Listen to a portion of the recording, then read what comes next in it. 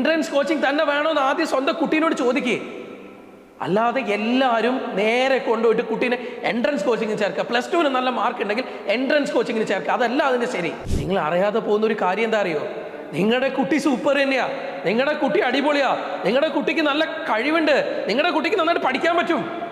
പക്ഷേ ആൾക്കാരുടെ ഇടയിൽ എല്ലാം കൂടെ അവരോളം മത്സരിക്കാൻ പറ്റുന്നവർ ഒരുമിച്ച് കാണുമ്പോൾ അവരെ കൂടെ നിന്ന് സപ്പോർട്ട് ചെയ്യാൻ ആളില്ലാതെ പോയി. ഇനി ആ കുട്ടിക്ക് ഓക്കെ രണ്ടാമത്തെ ടൈമും മൂന്നാമത്തെ ടൈമും നിങ്ങൾ കൊടുക്കാൻ വില്ലിങ് ആണെങ്കിൽ ചിലപ്പോൾ ആ കുട്ടി മുന്നിലെത്തും. അതെല്ലാം നാണേ ചിലപ്പോൾ ആ കുട്ടിക്ക് പറ്റാത്താണെങ്കിൽ ഒഴിവാക്കിയിട്ട് കുട്ടിക്ക് വേറെ ഏതെങ്കിലും കോഴ്സ് പോകണമെന്ന് ആഗ്രഹമുണ്ട്, അതിന് വിടണം.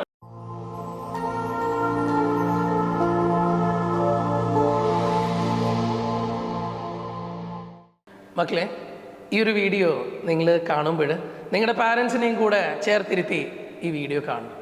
എന്താണെന്നറിയോ, ഈ വീഡിയോയിൽ ഞാൻ പറയാൻ പോകുന്ന കാര്യങ്ങൾ ചിലപ്പോൾ നിങ്ങളുടെ പാരൻസിനും കൂടെ മനസ്സിലാക്കേണ്ട കാര്യങ്ങളാണ്. അതുകൊണ്ട് എന്താണെന്ന് ചോദിച്ചു കഴിഞ്ഞാൽ, നിങ്ങൾ ചിലപ്പോൾ സ്കൂളുകളിൽ പഠിക്കുന്ന പ്രായത്തിൽ അന്ന് നിങ്ങൾ ക്ലാസ്സിൽ ടോപ്പറായിരിക്കും അല്ലേ. പിന്നെ നിങ്ങൾ +1 +2 എത്തിയപ്പോൾ നിങ്ങളുടെ കൂടെ പഠിച്ചേക്കുന്ന കുറേ കുട്ടികൾ ചിലപ്പോഴും നിങ്ങളോളം മത്സരിക്കാൻ പറ്റുന്നവരായിരിക്കും. ആദ്യത്തെ നിങ്ങൾ LKG പഠിച്ചു, UKG പഠിച്ചു, നിങ്ങൾ ആദ്യത്തെ LP സ്കൂളുകൾ, UP സ്കൂൾ, ദെൻ ഹൈസ്കൂൾ, ഇവിടേക്ക് വരുമ്പോൾ ചിലപ്പോൾ നിങ്ങൾ ടോപ്പേഴ്സ് ആയിരിക്കാം. നിങ്ങളായിരിക്കും ആ ക്ലാസ്സിൽ ഏറ്റവും ബെസ്റ്റ് കുട്ടികൾ അല്ലേ. അങ്ങനെ ബെസ്റ്റ് കുട്ടികളായിട്ട് വന്ന് ടീച്ചർമാരുടെയൊക്കെ ഭയങ്കര പാമ്പറിങ് ഒക്കെ കിട്ടി. എന്ത് കാര്യം ഉണ്ടെങ്കിലും നിങ്ങളായിരിക്കും ചിലപ്പോൾ പേരെടുത്ത് വിളിക്കുന്നുണ്ടാവുക. നിങ്ങളുടെ പേരെടുത്തുകൊണ്ടായിരിക്കും എപ്പോഴും ആ ടീച്ചർമാർ ക്ലാസ്സിലെ ക്ലാസ് ടീച്ചറും മറ്റു വരുന്നവരൊക്കെ സംസാരിക്കുന്നത്. ഇതൊക്കെ കഴിഞ്ഞ് നിങ്ങൾ +2 ഇത് ഞാൻ ചുമ്മാ പറയുന്നൊരു കാര്യമല്ല. കഴിഞ്ഞ ദിവസം ഒരു പാരൻ്റ് വന്നിട്ട് ആ പാരൻറ്റിൻ്റെ കൂടെ അവരുടെ കുട്ടിയുണ്ട്. ആ കുട്ടിയും ആ അച്ഛനും കൂടെ സംസാരിച്ച കുറച്ച് കാര്യങ്ങളാണ്. ആ സംസാരിച്ച കാര്യങ്ങൾ എല്ലാവരും ഒന്ന് അറിയണമെന്നും കൂടെ തോന്നി. എന്തുകൊണ്ടാണ് നാളെ ഇതേ ബുദ്ധിമുട്ടുകളാണ് നമ്മുടെ മക്കളും ഫേസ് ചെയ്യുന്നതെന്ന് എല്ലാ പാരൻസും മനസ്സിലാക്കേണ്ടിയിരിക്കുന്നത്. കാര്യത്തിലേക്ക് ഞാൻ വരാം. അങ്ങനെ നമ്മൾ +2 അവിടെ ചിലപ്പോൾ നമ്മുടെ പേരെടുത്ത് വിളിക്കാൻ ടീച്ചർമാരുണ്ടായിന്ന് വരില്ല. എന്നാൽ അവിടെ നമ്മളെപ്പോലെ പഠിക്കുന്ന കുറേ ആളുകളുണ്ട്. എന്നാലും ശരി, അവസാനം അവരോടൊക്കെ മത്സരിച്ച് നമ്മൾ ചിലപ്പം അവരുടെയൊക്കെ കൂട്ടത്തിൽ ഏറ്റവും ബെസ്റ്റായിട്ട് നമ്മൾ പുറത്തേക്ക് ഇറങ്ങും. ചിലപ്പോൾ ആ സ്കൂളിലെ ഏറ്റവും നല്ലൊരു കുട്ടിയായിട്ട് തന്നെ ചിലപ്പോൾ 95ഉം 96ഉം ചിലപ്പോൾ 100% മാർക്ക് വാങ്ങിച്ച് തന്നെയായിരിക്കും നമ്മൾ പുറത്തേക്ക് ഇറങ്ങുന്നുണ്ടാവുക. ഇത്രയും നല്ല മാർക്ക് കിട്ടിക്കഴിയുമ്പോൾ എല്ലാവരും ചോദിക്കും, ഇനി എന്താ അടുത്ത പ്ലാൻ? നിങ്ങൾ കേട്ടിട്ടുണ്ടല്ലേ, ഇങ്ങനെ കുറേ ചോദ്യങ്ങൾ നിങ്ങളും കേട്ടിട്ടുണ്ടല്ലേ. അപ്പം അടുത്തായിട്ട് നമ്മൾ പറയും, ഓക്കെ എല്ലാവരും പറയുന്ന പോലെ എൻട്രൻസിന് പോകണം, എൻട്രൻസിന് പഠിക്കണം, ഞാൻ നല്ല ഡോക്ടറാവും, ഞാൻ നല്ല എഞ്ചിനീയർ ആവും, അങ്ങനെയൊക്കെ പഠിക്കണം. അപ്പം ആ സ്കൂളിലേക്ക് നിങ്ങൾ എല്ലാവരെയും പോലെ നല്ല ബെസ്റ്റ് കുട്ടിയായിട്ട് ഇറങ്ങി. അപ്പോൾ നിങ്ങളെ വെൽക്കം ചെയ്തുകൊണ്ട് കുറേ എൻട്രൻസ് കോച്ചിങ് സെൻറ്ററുകളുണ്ട്.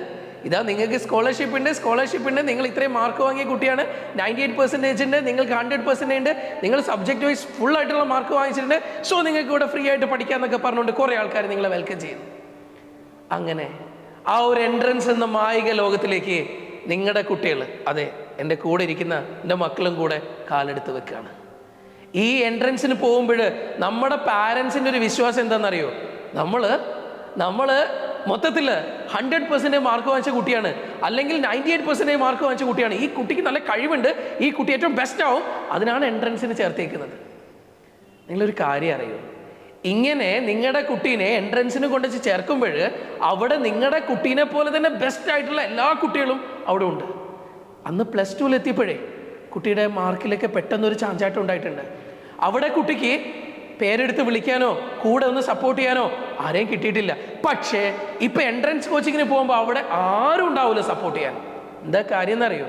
അവിടെ എത്തുമ്പോൾ ഉണ്ടാവാൻ പോകുന്നത് നിങ്ങളുടെ കുട്ടീനെ പോലെ തന്നെ ബ്രൈറ്റ് ആയിട്ടുള്ള കുറേ ആളുകൾ ചുറ്റിനും. നേരത്തെ +2 ആ കുട്ടിക്ക് തോന്നുക, ആരെങ്കിലുമൊക്കെ എന്നെ കെയർ ചെയ്തിരുന്നു, ആരെങ്കിലുമൊക്കെ എന്നെ സപ്പോർട്ട് ചെയ്തിരുന്നു, ഇടയ്ക്കെങ്കിലും എൻ്റെ പേരൊന്ന് വിളിച്ചിരുന്ന്. ഇവിടെ ആരും എന്നെ ഒന്നും വിളിക്കുന്നില്ലല്ലോ. മത്സരം, ഭയങ്കര മത്സരം. അവിടെ നമ്മുടെ കുട്ടി എക്സാം എഴുതി. ആദ്യത്തെ എക്സാമിൽ തന്നെ കുട്ടിയുടെ റാങ്ക് ഒന്ന് പിന്നോട്ട് പോയി. പിന്നെ കയറി വരാൻ പറ്റാത്ത രീതിയിൽ പിന്നോട്ടേക്ക് പോവാം. എന്നാലും മനസ്സിനുള്ളിൽ ആഗ്രഹമുണ്ട്, ഡോക്ടർ ആവണം. ആ വാശിയോടുകൂടെ വീണ്ടും പഠിക്കാനിരിക്കുന്നു. ചെറുതായിട്ടൊന്ന് ഇമ്പ്രൂവ് ആവുന്നുണ്ട്, ഒന്നും കൂടെ ശ്രമിച്ചു നോക്കുന്നു, ചെറുതായിട്ട് വീണ്ടും ഇമ്പ്രൂവ് ആവുന്നുണ്ട്. പക്ഷേ എല്ലാവരുടെയും അടുത്തെത്താൻ എനിക്ക് പറ്റുന്നില്ലല്ലോ. പണ്ടത്തെ ക്ലാസ്സിലൊക്കെ ഞാൻ ബെസ്റ്റ് ആയിരുന്നില്ലേ, ഞാൻ നമ്പർ 1 ആയിരുന്നില്ലേ, ടീച്ചർമാരുടെയൊക്കെ ഏറ്റവും പെറ്റായിരുന്നില്ലേ. പക്ഷെ ഇവിടെ എന്താ എനിക്ക് പറ്റാത്തേ? ഇത് നിങ്ങളുടെ കുട്ടികളെ അലട്ടിക്കൊണ്ടിരിക്കുന്ന ഒരു പ്രശ്നമാണ്. പിന്നെ അവസാനം കിട്ടുന്ന ചാൻസിൽ ഇനിയുള്ള ദിവസങ്ങളും കൂടെ പഠിച്ചേ പറ്റൂ. എന്തായാലും എൻട്രൻസ് പറയുന്ന ഈ ഒരു കോച്ചിങ്ങിന് ഞാൻ ജോയിൻ ചെയ്ത് പോയി, ഇനി എനിക്ക് പഠിച്ചേ പറ്റൂ. വീണ്ടും ആ ഒരു ആഗ്രഹത്തോടു കൂടെ കഷ്ടപ്പെട്ടു. പക്ഷേ എക്സാമിനോട് അടുക്കുമ്പോൾ ആദ്യത്തെ സമയത്ത് നന്നായിട്ട് ഹാർഡ് വർക്ക് എടുക്കുന്നുണ്ട്. പക്ഷെ ഇടയ്ക്ക് വെച്ചിട്ട് എല്ലാവരും കൂടെ ഒന്ന് മെല്ലെ മെല്ലെ ഒന്ന് സ്ലോ ആവും. ഈ സ്ലോ ആവുന്ന സമയത്ത് നിങ്ങളുടെ കുട്ടിക്ക് കൂടെ പിടിക്കാൻ പറ്റുന്നുണ്ടോ? അങ്ങനെ ആണെങ്കിൽ അവൻ ബെസ്റ്റ് ആവും. പക്ഷെ എല്ലാവരും സ്ലോ ആവുന്ന പോലെ നമ്മുടെ കുട്ടികളും ചിലപ്പോൾ സ്ലോ ആവും. പിന്നെന്താ അറിയാം സംഭവിക്കുക? പിന്നെ അവസാന സമയമാകുമ്പോൾ മാക്സിമം കുത്തിയിരിക്കും. പക്ഷെ ആ കുത്തിയിരിക്കുന്ന സമയത്തും അറിയാം ഇതെന്നെ കൊണ്ട് പറ്റിയ പണിയല്ല, ചിലപ്പോഴെന്നെ കൊണ്ട് പറ്റൂല. ഉള്ളിൻ്റെ ഉള്ളിൽ ആ തോന്നലുണ്ട്, ഇനി എന്നെ കൊണ്ട് കുട്ടിയെ കൂടൂല, ഇനി ഇത്ര ദിവസമേ ഉള്ളൂ, ഇനി എന്നെ കൊണ്ട് പറ്റൂല. മനസ്സിനുള്ളിൽ ഉറപ്പിച്ചു. ഇങ്ങനെയൊക്കെ ആണെങ്കിലും എക്സാം പോയി എഴുതി അവസാനം ഈ 10ാം ക്ലാസ്സും കഴിഞ്ഞ് 10ാം ക്ലാസ്സിൽ മുഴുവൻ A+ഉം +2 100% മാർക്കും വാങ്ങി എൻട്രൻസ് എക്സാം എഴുതി കഴിയുമ്പോൾ 450, 460, 400 എങ്ങനെയൊക്കെയുള്ള സ്കോറും ഒന്ന് ആലോചിച്ച് നോക്കിയേ. നിങ്ങളുടെ നാട്ടിൽ നിങ്ങൾ സൂപ്പർ കുട്ടിയാണ്, നിങ്ങളുടെ പാരൻസിനിടയിൽ നിങ്ങൾ അടിപൊളി സ്റ്റുഡൻറ്റാണ്, നിങ്ങളുടെ നാട്ടുകാർക്കിടയിലും നിങ്ങളുടെ ഫ്രണ്ട്സിനിടയിലും എല്ലാവർക്കിടയിലും നിങ്ങൾ അടിപൊളി സ്റ്റുഡൻറ്റാണ്. അതെ, ഇതുപോലെയുള്ള നിങ്ങളെപ്പോലെയുള്ള അടിപൊളി സ്റ്റുഡൻസ് തന്നെയാണ് എൻട്രൻസിന് കോച്ചിങ്ങിന് എത്തുന്നത്. എൻട്രൻസ് കോച്ചിങ് തന്നെ വേണമെന്ന് ആദ്യം സ്വന്തം കുട്ടീനോട് ചോദിക്കേ. അല്ലാതെ എല്ലാവരും നേരെ കൊണ്ടുപോയിട്ട് കുട്ടീനെ എൻട്രൻസ് കോച്ചിങ്ങിന് ചേർക്കുക, +2 നല്ല മാർക്ക് ഉണ്ടെങ്കിൽ എൻട്രൻസ് കോച്ചിങ്ങിന് ചേർക്കുക, അതല്ല അതിൻ്റെ ശരി. ആദ്യം ആലോചിക്കുക, എൻ്റെ കുട്ടിക്ക് ആ ന്യൂമറിക്കൽ സോൾവ് ചെയ്യാനുള്ള സ്കില്ലുണ്ടോ? അവനെ കൊണ്ട് പറ്റുന്നതാണോ ഇത്? ഇത്രയും പ്രഷറും സ്ട്രെസ്സും ഒക്കെ അവന് താങ്ങുന്നതാണോ? എന്നിട്ട് കൊണ്ടുപോയിട്ട് ചേർക്കുക കുട്ടീനെ എൻട്രൻസിനൊക്കെ. അല്ലാതെ എന്താ പറയുക, എല്ലാവരും അങ്ങനെ പോകുന്നുണ്ട്, എല്ലാവരും എൻട്രൻസിന് പഠിക്കുന്നുണ്ട്, അങ്ങനെ ആണെങ്കിൽ എൻ്റെ കുട്ടീനെ ഞാൻ എൻട്രൻസിന് കൊണ്ടുപോയി ചേർക്കട്ടെ, അതല്ല ശരി. ഞാനിത് പറയുന്നത് കണ്ണിൻ്റെ മുന്നിൽ പല കുട്ടികളെ ഇങ്ങനെ കാണുമ്പോൾ വിഷമം തോന്നുന്നുണ്ട്. അവരെ കൊണ്ട് പറ്റൂല എന്ന് അവർ വിചാരിച്ചിട്ടും വീണ്ടും എന്താ പറയുക, തുമ്മിനെ കൊണ്ട് കല്ലെടുപ്പിക്കുന്ന പോലെ കല്ലെടുപ്പിക്കുന്ന ആൾക്കാരുണ്ട്. ദയവ് ചെയ്തിട്ട് അങ്ങനെ ചെയ്യിക്കരുത്. ഇനി ആ കുട്ടിക്കൊക്കെ 2ാമത്തെ ടൈമും 3ാമത്തെ ടൈമും നിങ്ങൾ കൊടുക്കാൻ ബില്ലിംഗ് ആണെങ്കിൽ ചിലപ്പോൾ ആ കുട്ടി മുന്നിലെത്തും. അതല്ലാന്നാണെ ചിലപ്പോൾ ആ കുട്ടിക്ക് പറ്റാത്താണെങ്കിൽ ഒഴിവാക്കിയിട്ട് കുട്ടിക്ക് വേറെ ഏതെങ്കിലും കോഴ്സ് പോകണമെന്ന് ആഗ്രഹമുണ്ട്, അതിന് വിടണം. ഇനി അതല്ല, അതാ കുട്ടിയുടെ ഉള്ളിൽ ആദ്യമേ ഉള്ളതാണ്. ആ എന്താ പറയുക, ആ കുട്ടിയുടെ മനസ്സിനുള്ളിൽ ഡോക്ടർ ആവണം, എഞ്ചിനീയർ ആവണം, അങ്ങനെ തന്നെയാണ് ചിന്തയെങ്കിൽ ഉറപ്പായിട്ടും നിങ്ങൾ ആ കുട്ടീനെ എൻട്രൻസിന് വിടണം. അവിടെ വർഷങ്ങൾക്കൊരു പ്രാധാന്യമില്ല. 1 വർഷമോ 2 വർഷമോ 3 വർഷമോ 4 വർഷമോ എടുത്തോട്ടെ, കുട്ടി ഡോക്ടർ ആയിരിക്കുമെന്ന് നിങ്ങൾക്ക് ഉറപ്പുണ്ടെന്നാണെങ്കിൽ, നിങ്ങൾ വിടാൻ തയ്യാറാണെങ്കിൽ നിങ്ങൾ വിടണം. നിങ്ങൾ അറിയാതെ പോകുന്നൊരു കാര്യം എന്താ അറിയോ? നിങ്ങളുടെ കുട്ടി സൂപ്പർ തന്നെയാ, നിങ്ങളുടെ കുട്ടി അടിപൊളിയാ, നിങ്ങളുടെ കുട്ടിക്ക് നല്ല കഴിവുണ്ട്, നിങ്ങളുടെ കുട്ടിക്ക് നന്നായിട്ട് പഠിക്കാൻ പറ്റും. പക്ഷേ ആൾക്കാരുടെ ഇടയിലെല്ലാം കൂടെ അവരോളം മത്സരിക്കാൻ പറ്റുന്നവരെ ഒരുമിച്ച് കാണുമ്പോൾ അവരെ കൂടെ നിന്ന് സപ്പോർട്ട് ചെയ്യാൻ ആളില്ലാതെ പോയി. അത്രയും കാലം അവരെ കൂടെ നിന്ന് സപ്പോർട്ട് ചെയ്യാൻ ആളുണ്ടായിരുന്നു, അവരുടെ കൂടെ നിന്ന് സപ്പോർട്ട് ചെയ്യാൻ ആളുണ്ടായിരുന്നു. ആ കുട്ടി LKG പഠിച്ചപ്പോൾ, UKG പഠിച്ചപ്പോൾ, LP പഠിച്ചപ്പോൾ, UP പഠിച്ചപ്പോൾ, ഹൈസ്കൂളിൽ പഠിച്ചപ്പോൾ അവരുടെ കൂടെ നിന്ന് സപ്പോർട്ട് ചെയ്യാൻ, അവരുടെ പേര് വിളിക്കാൻ ആളുണ്ടായിരുന്നു. ഈ എൻട്രൻസിന് പോയപ്പോൾ അവരുടെ പേര് വിളിക്കാൻ ആളില്ല. മോളെ, എന്താണ് നിന്റെ അവസ്ഥ? നിന്റെ എക്സാമിന് എത്ര മാർക്ക് കിട്ടി? നിനക്ക് ഫിസിക്സ് എങ്ങനെയുണ്ട്? നിന്റെ ഫിസിക്സ് എന്തുകൊണ്ട് ഇമ്പ്രൂവ് ആവുന്നില്ല? മോളെ, നീ ചെയ്യുന്ന പാറ്റേണിൽ മിസ്റ്റേക്ക് ഉണ്ട്. ഇങ്ങനെ തിയറി പഠിച്ചിരുന്നാൽ പോരാ, നീ പ്രോബ്ലംസ് പ്രാക്ടീസ് ചെയ്യ്. ഇങ്ങനെ പറഞ്ഞു കൊടുക്കാൻ ഒരാളുണ്ടാവണം. അല്ലാതെ കാര്യങ്ങൾ ഒരു എക്സാം കഴിയുമ്പോൾ ആ എക്സാമിനെ എല്ലാ ദിവസവും പൂട്ടി വെക്കുന്ന പോലെ, അയ്യോ അമ്മ, ഇന്നും എനിക്ക് അത്രയും സ്കോർ വന്നുള്ളൂ അമ്മ, എന്നെ കൊണ്ട് പറ്റുന്നില്ല അമ്മ, ഞാൻ നിർത്തിയല്ലോ, അങ്ങോട്ട് പോരാൻ നോക്കുകയാണ് അമ്മ, എനിക്ക് ഇങ്ങനെ പോയി കഴിഞ്ഞാൽ ചുമ്മാ ഭ്രാന്താവും അമ്മ. ഇങ്ങനെ പറയുന്ന കുട്ടികളുടെ പിന്നിൽ നിങ്ങളൊന്ന് ചിന്തിച്ചു നോക്കണം. അവരെ സപ്പോർട്ട് ചെയ്യാൻ ഒരാളുണ്ടായിരുന്നെങ്കിൽ അവരിത് പറയൂലായിരുന്നു. അവരെ കൂടെ നിൽക്കാൻ ഒരാളുണ്ടായിരുന്നെങ്കിൽ അവരിത് പറയൂലായിരുന്നു. അവർക്ക് പറ്റിപ്പോകുന്ന മിസ്റ്റേക്കുകൾ എന്താണെന്ന് മനസ്സിലാക്കിയിട്ട് അവരെ തിരുത്തി കൊടുക്കാൻ ഒരാളുണ്ടായിരുന്നെങ്കിൽ അവരിത് പറയൂലായിരുന്നു. അങ്ങനെ ഒരാളുണ്ട് എന്നാണെങ്കിൽ അങ്ങനെയുള്ള സ്ഥലം നിങ്ങൾ ചൂസ് ചെയ്യണം പഠിപ്പിക്കാൻ. അതല്ലാതെ എല്ലാവരും പോകുന്നു അങ്ങോട്ടേക്ക്,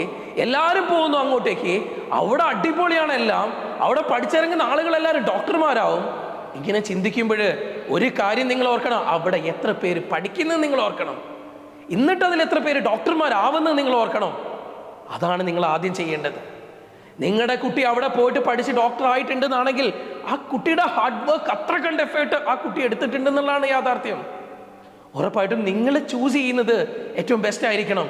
നിങ്ങളുടെ കുട്ടിക്ക് ഇത്രയും കാലം നല്ല കെയറും സപ്പോർട്ടും കിട്ടി വന്നതാണെങ്കിൽ അവനെ നിങ്ങൾ അവിടെ കൊണ്ടുപോയി ഇട്ട് കഴിഞ്ഞാൽ ചിലപ്പോൾ അവനെ കൊണ്ട് പറ്റിയെന്ന് വരില്ല. അവൻ ആ എൻട്രൻസിനെ തന്നെ വെറുക്കുന്നത് ആ ഒരു സ്ഥലത്ത് നിങ്ങൾ കൊണ്ടുപോയി ഇട്ടത് കൊണ്ടായിരിക്കും. മറ്റുള്ളവരുടെ ഇടയിൽ അവൻ മത്സരിക്കുമ്പോൾ അവൻ്റെ കൂടെ നിൽക്കാൻ ഒരാൾ വേണം, അവനെ സപ്പോർട്ട് ചെയ്യാൻ ഒരാൾ വേണം, അവനോട് മുന്നോട്ടേക്ക് നിനക്ക് കിട്ടുമെന്ന് പറയാനും നീ ശ്രമിച്ചാൽ നീ നേടിയെടുക്കുമെന്ന് പറയാനും ഒരാളുണ്ടായിരിക്കണം. അതുണ്ടെങ്കിൽ അവൻ നേടിയെടുക്കും എന്നുള്ളതാണ് യാഥാർത്ഥ്യം. സോ ഉറപ്പായിട്ടും പാരൻസ്, നിങ്ങൾ നിങ്ങളുടെ മക്കളോട് ചോദിക്കുക അവർക്ക് എന്താ വേണ്ടതെന്ന്.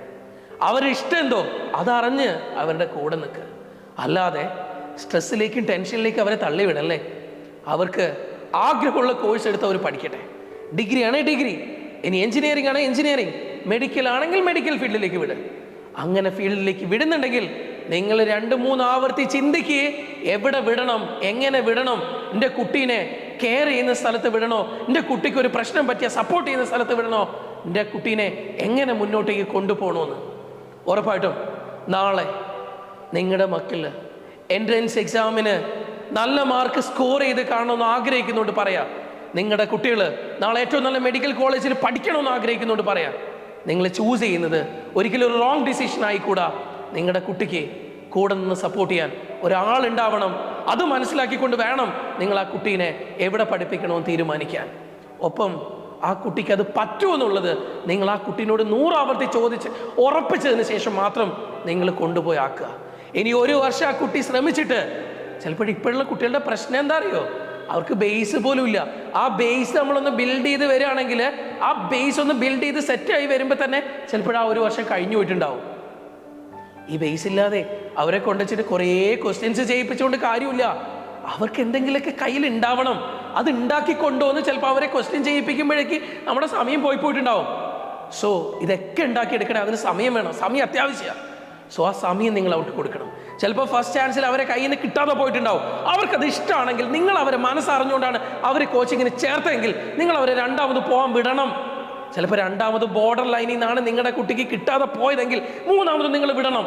നിങ്ങളുടെ മനസ്സാണ്, നിങ്ങളത് തയ്യാറാണെങ്കിലേ കുട്ടീനെ ഇതിനൊക്കെ വിടാവും. അല്ലാതെ നിങ്ങൾ ഇതിന് കുട്ടീനെ വിടാൻ പാടില്ല. കുറേ ആഗ്രഹിപ്പിച്ചിട്ട് കുറേ സ്വപ്നങ്ങൾ കാണിപ്പിച്ചിട്ട് അത് കൊടുക്കാതിരിക്കുന്ന തെറ്റാ. അതുകൊണ്ട് ആ കുട്ടിക്ക് പറ്റുന്നത് ആ കുട്ടീനെ കൊണ്ട് ആഗ്രഹിപ്പിക്കുക, ആ സ്വപ്നങ്ങളെ കാണിപ്പിച്ചു കൊടുക്കുക. എന്നിട്ട് അത് നേടിക്കൊടുക്കാൻ വേണ്ടിയിട്ട് മക്കളുടെ കൂടെ നിന്ന് സപ്പോർട്ട് ചെയ്യുക. ഉറപ്പായിട്ടും നാളത്തെ നിങ്ങളുടെ കുട്ടികൾ അവർക്ക് ഇഷ്ടപ്പെടുന്ന രീതിയിൽ ഏറ്റവും ബെസ്റ്റായിട്ട് മാറട്ടെ. എല്ലാവർക്കും വരുന്ന ദിവസങ്ങളിൽ നമുക്ക് വീണ്ടും കാണാം. നിങ്ങൾ ആദ്യമായിട്ടാണ് JP's ക്ലാസ്സിൻ്റെ യൂട്യൂബ് ചാനൽ കാണുന്നതെങ്കിൽ ഉറപ്പായിട്ടും നിങ്ങൾ സബ്സ്ക്രൈബ് ചെയ്യണം. ഓക്കെ, മുന്നോട്ടേക്കുള്ള വീഡിയോസൊക്കെ ആയിട്ട് നമുക്ക് വീണ്ടും കാണാം. Okay, thank you.